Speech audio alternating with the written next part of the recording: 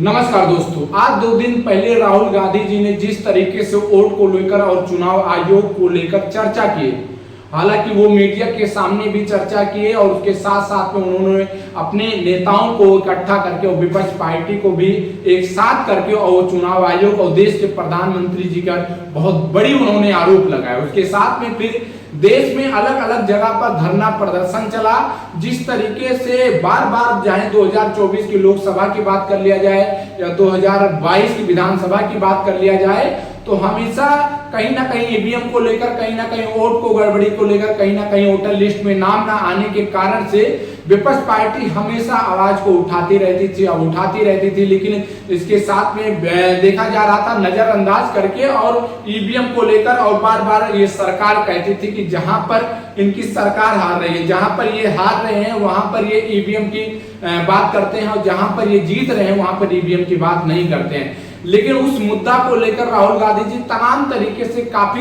ऐसी चीजों को लेकर उन्होंने आरोप लगाया, उसके साथ में उन्होंने देश के सामने लाने का प्रयास किया। लेकिन इस बार उन्होंने चुनाव आयोग वोट चोरी का, वोट काटने का जिस तरीके से 6 महीने के अंदर में अपनी टीम के साथ उन्होंने रिसर्च करके और पूरे देश में सामने लेकर आए, उसमें यह हकीकत निकल कर आ रहा है कि चुनाव आयोग भी देश के प्रधानमंत्री जी और बीजेपी के साथ में मिलकर और इस तरीके से वोट चोरी और वोट काटने का प्रयास कर रही है। हालांकि विधानसभा का चुनाव होना है बिहार में, और इस बिहार को लेकर वोटर लिस्ट और बीएलओ को लेकर जिस तरीके से आप डॉक्यूमेंट को लेकर हेराफेरी हो रहा था, वहाँ पे पूर्व तेजस्वी यादव जो मुख्यमंत्री जी हैं, लालू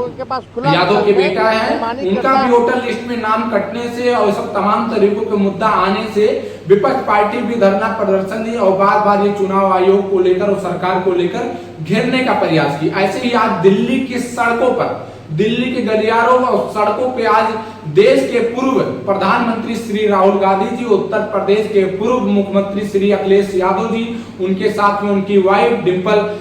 यादव भी शामिल थे, और उसके साथ साथ में फिर प्रियंका गांधी जो राहुल गांधी की सिस्टर, वो भी शामिल थे, और उसके साथ में तमाम नेतागण और सांसद लोग भी शामिल थे। और बस चुनाव आयोग को लेकर वो सवाल पूछ रहे थे, उसके साथ में उन्हें पुलिस प्रशासन बैरिकेडिंग लगा के तोड़ने का, रोकने का प्रयास कर रही थी। लेकिन विपक्ष पार्टी के, चाहे वो राहुल गांधी जी हो, चाहे उसके साथ में प्रियंका गांधी जी हो, चाहे उसके साथ में अखिलेश यादव जी हो, ये लोग बैरिकेडिंग को तोड़कर और पार करके चुनाव आयोग के दफ्तर पे जाने का प्रयास किए। उसी के बीच में पुलिस प्रशासन के बीच में उनका कहा सुनी हुआ, उसके बाद में उन्हें फिर गिरफ्तार कर लिया गया। उसके साथ में कुछ टाइम के बाद में उन्हें फिर छोड़ा गया। बार बार ये मुद्दा लगाया जा रहा है कि जो वोट चोरी को लेकर हो रहा है, अभी 2024 की जो विधानसभा का चुनाव और उसके साथ में लोकसभा का 2024 में चुनाव हुआ था, 2022 में विधानसभा का चुनाव हुआ था, उसमें भी लेकर 18 से 20 हजार भी वोट लिस्ट में नाम काटा गया था। ये सभी नाम जो था ये समाजवादी का वोट का था, उसके साथ साथ में विपक्ष पार्टी का वोट था।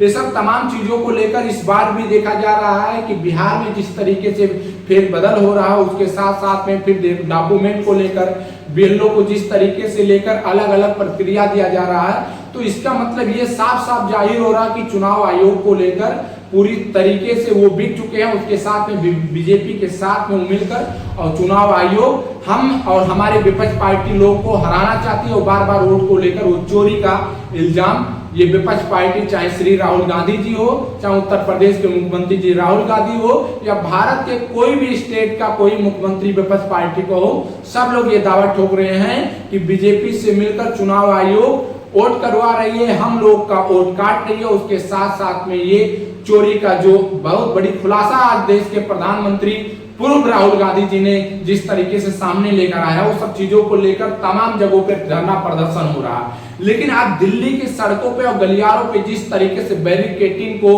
तोड़कर अखिलेश यादव जी फान कर और उसके साथ में फिर वो चुनाव आयोग के दफ्तर में जाने का प्रयास कर रहे, तो उसी को बीच को लेकर उन्हें भी गिरफ्तार किया गया। गिरफ्तार करके उन्हें भी वहां पर उन्हें उस तरीके से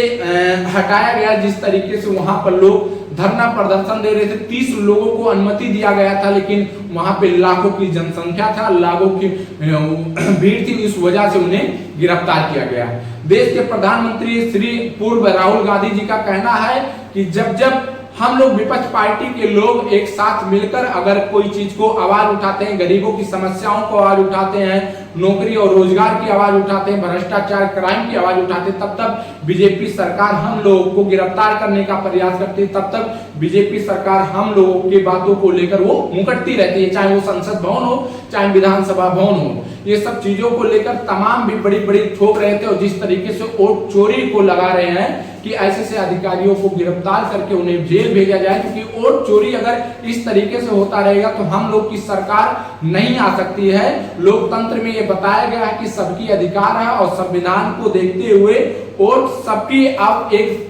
तरफा पड़ सकता है। आप इंसान है, चाहे वो किसी भी व्यक्ति किसी भी जात और धर्म का है तो वो वोट दे सकता है, किसी को भी दे सकता है। ये लोकतंत्र है, अपने अपने विचार से अपने अपने बहुमत से लोग वोट दे सकते हैं। लेकिन बीजेपी सरकार और चुनाव आयोग को लेकर जिस तरीके से वोट चोरी किया जा रहा है, ये वोट सिर्फ हम विपक्ष पार्टी के कांग्रेस का, उसके साथ में विपक्ष पार्टी के उत्तर प्रदेश के मुख्यमंत्री पूर्व अखिलेश यादव जी का भी कहना है कि 2024 को लोकसभा को लेकर 18,000 वोट लिस्ट में काटने की वजह से हम लोगों ने काफी ज्यादा एप्लीकेशन भी दिया है। उसके साथ में चुनाव आयोग से हम लोगों ने जवाब मांगा, लेकिन इसका जवाब नहीं मिला। आज जब देश के सामने राहुल गांधी जी ने ये सब चीजों को लेकर पर्दाफाश किया तो चुनाव आयोग कह रहा है कि राहुल गांधी जी एक स्टाम्प पेपर पर लिख कर दे कि इस बार जो उन्होंने इस तरीके से भड़काऊ बयान और इस तरीके से खबर फैलाने का, झूठी आरोप लगाने का चुनाव आयोग पर जो लगा रहे हैं, उसको लेकर अगर वो दें, अगर सच रहेगा तो इसका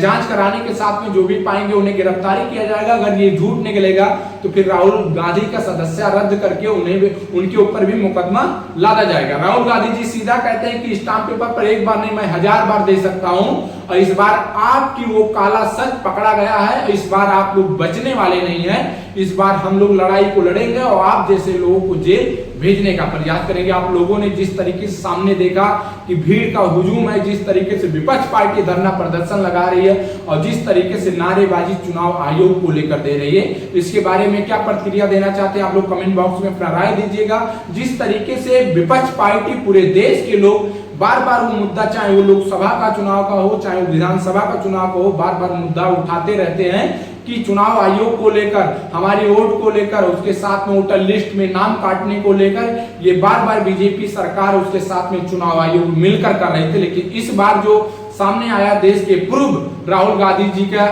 जिस तरीके से वो बयान और बयान के साथ में जिस तरीके से उन्होंने चुनाव आयोग को लेकर सबसे बड़ा बम फोड़ने का प्रयास किए हैं, उसको लेकर भी आज सामने सबके सामने आ गया है। और वो पूरी तरीके से जो भी डॉक्यूमेंट को दिखा रहे हैं, एक एक घर में 80-80 वोट पाया जा रहा है।